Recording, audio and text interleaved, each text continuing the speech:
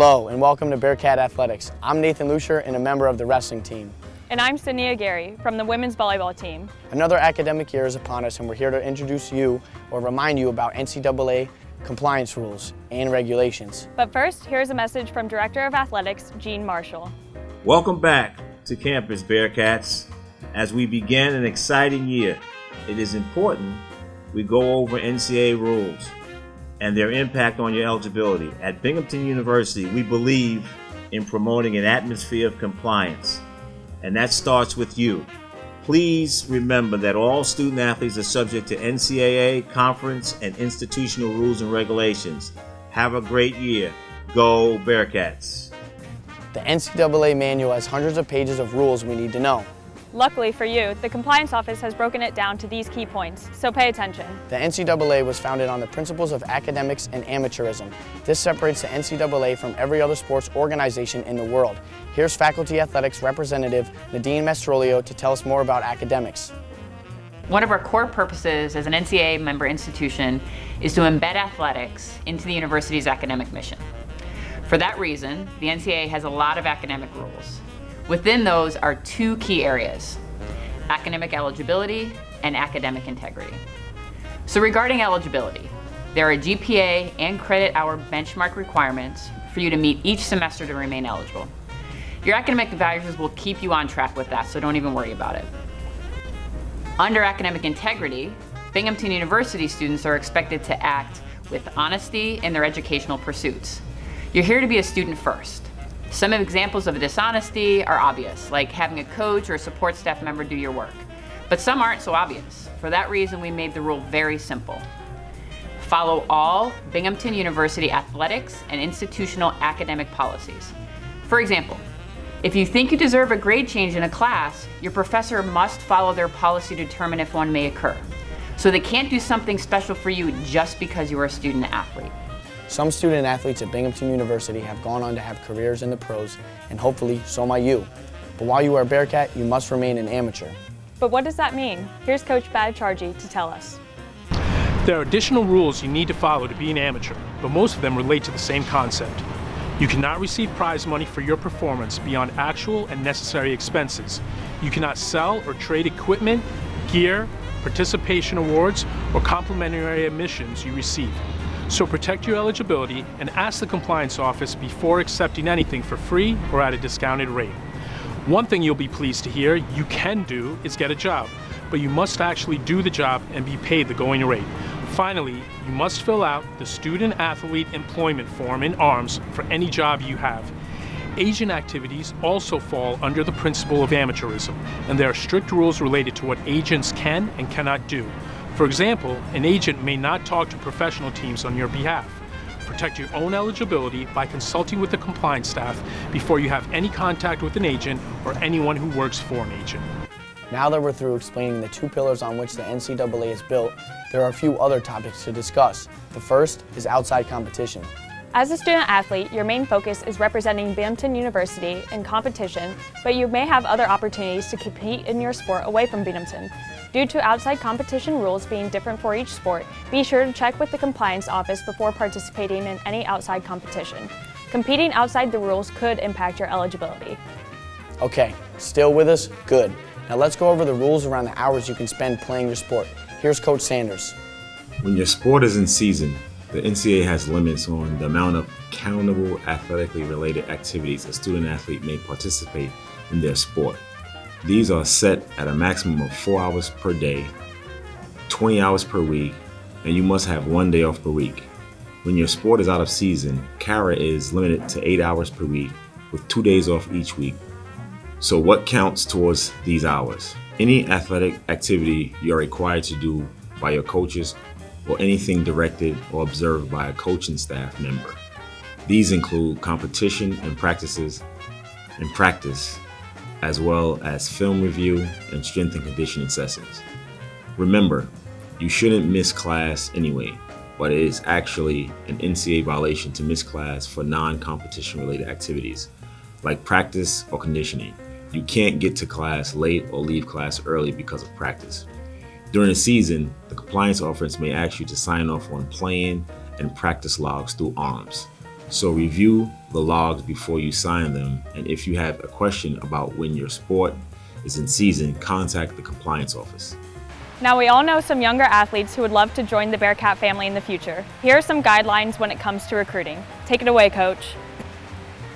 You can play a huge role in encouraging prospects to attend Binghamton University, but you cannot do it at the direction of your coaches, and you cannot do so publicly.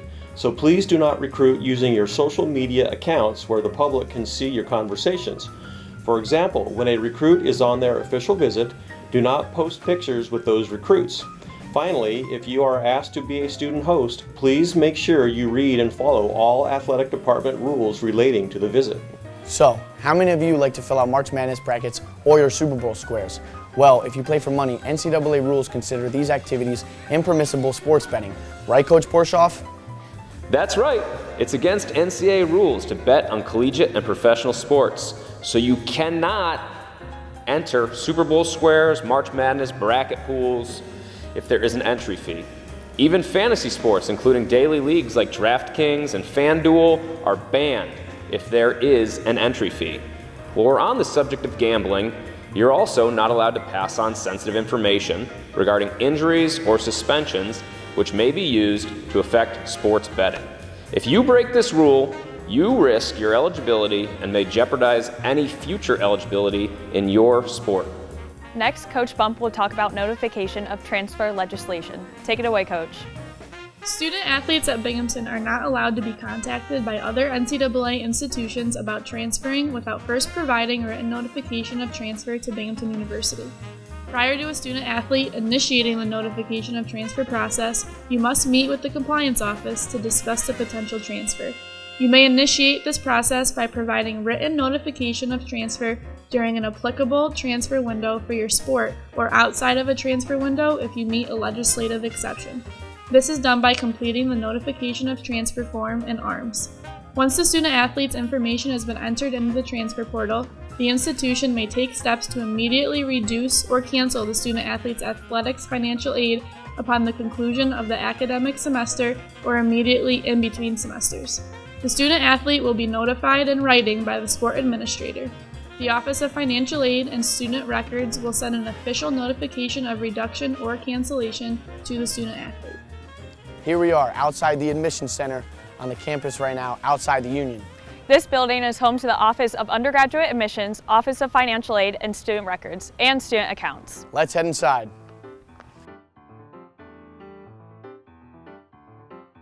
As you enter the admissions center, undergraduate admission is located on your right.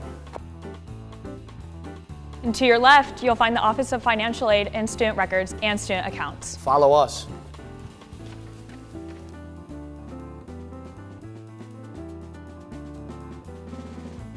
If you receive an email indicating you have a refund check available, you can pick it up at your student accounts. If you have questions about your financial aid or billing statement you received, visit the Office of Financial Aid and Student Accounts.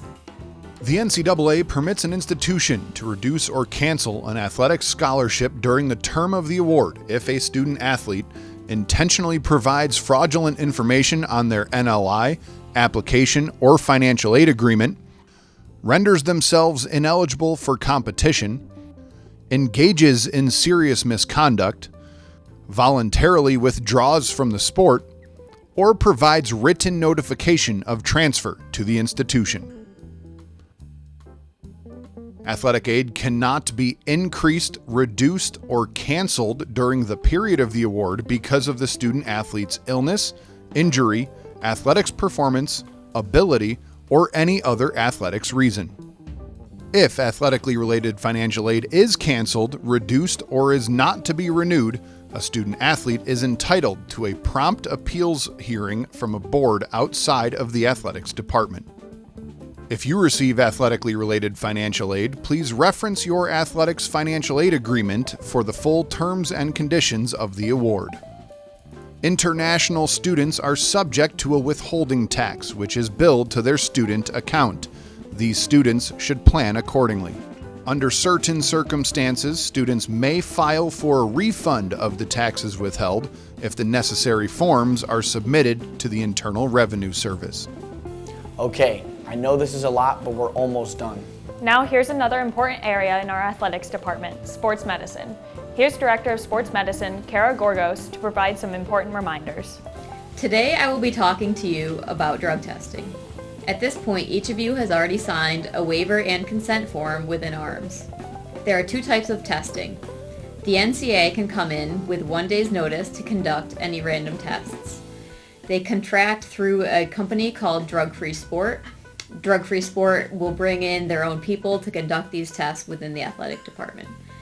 They are primarily looking for any banned substances on the NCAA banned substance list. If you'd like to check and see what these substances are, you can go to the NCAA website and search banned substances. We can also conduct tests internally within the athletic department.